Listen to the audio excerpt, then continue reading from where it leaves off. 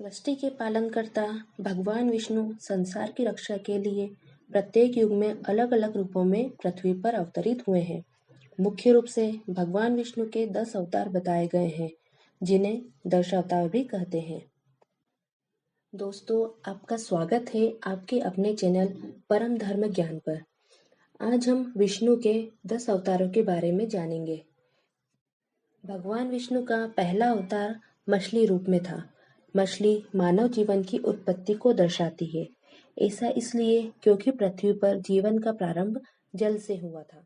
Video को जारी रखने से पहले आप सबसे निवेदन है कि आप चैनल को सब्सक्राइब करें, लाइक करें, कमेंट करें और वीडियो को ज़्यादा से ज़्यादा शेयर करें।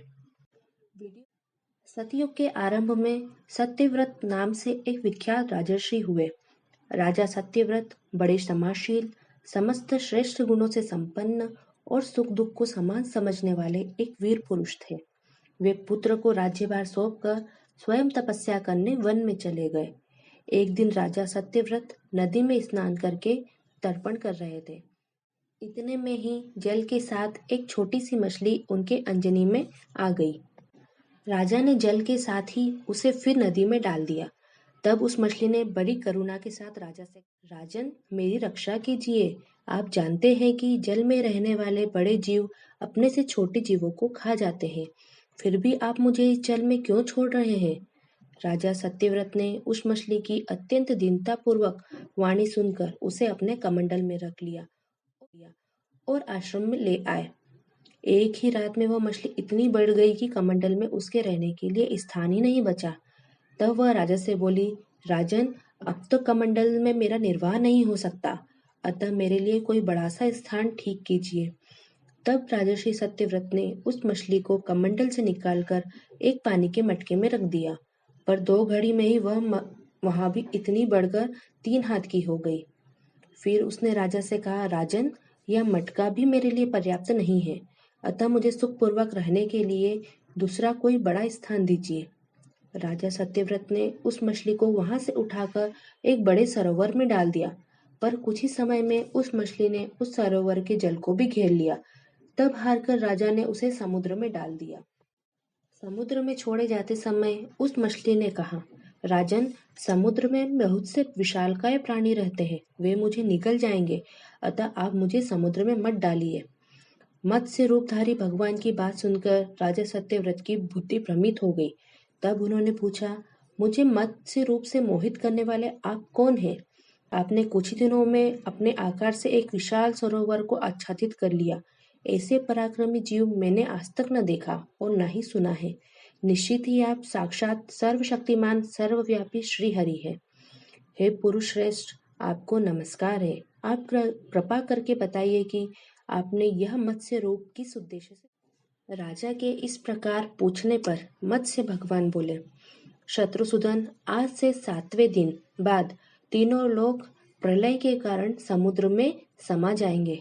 उस समय प्रलय काल की जलराशि में त्रिलोकी के डूब जाने पर मेरी प्रेरणा से तुम्हारे पास एक विशाल नौका आएगी। तब तुम समस्त औषधियों, छोटे बड़े सभी प्रकार के बीजों, प्राणियों के सूक्ष्म शरीरों को लेकर सप्त ऋषियों के साथ उस बड़ी नाव में चढ़ जाना और निश्चिंत होकर जल में विचरण करना। उस समय प्रकाश नहीं रहेगा, केवल ऋषियों के दिव्य तेज का ही सहारा रहेगा। तब झंझावत से प्रचंड वेग से नाव डगमगाने लगेगी। उस समय मैं इसी रूप में तुम्हारे पास आऊंगा। तब तुम वासुकी नाग के द्वारा उस नाव को मेरे सींग में बांध देना।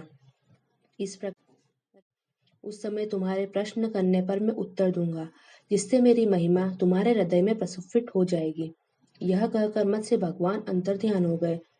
राजर्षि सत्यव्रत भगवान के बताए हुए उस काल की प्रतीक्षा करने लगे।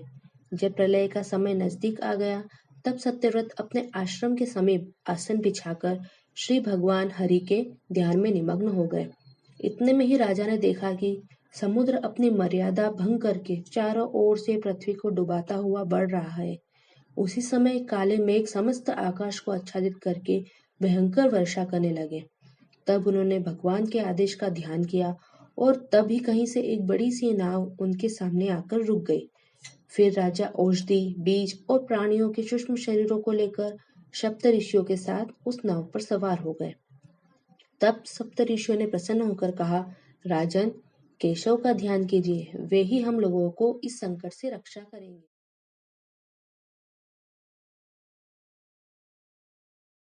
केशव का ध्यान कीजिए, वे ही हम लोगों को इस संकट से रक्षा करेंगे। इसके बाद राजा के ध्यान करते ही श्रीहरि मत्स्य रूप धारण करके उस प्रलय के जल में प्रकट हो गए। उनका शरीर स्वर्ण के समान देदीप्यमान तथा अत्यंत विशाल था। उनके एक सींग भी था। राजा के पूर्व कथनानुसार उस नाव को वासुकी नाग के द्वारा मत्स्य भगवान के सींग से बांध दिया और स्वयं प्रसन्न होकर भगवान की स्तुति करने लगे। राजा सत्यव्रत ने सत्वान करने के बाद मत्स्य रूपधारी पुरुषोत्तम भगवान श्री हरि ने प्रलय जल में विहार करते हुए तत्व ज्ञान का उपदेश किया कि जो मत्स्य पुराण के नाम से प्रसिद्ध है।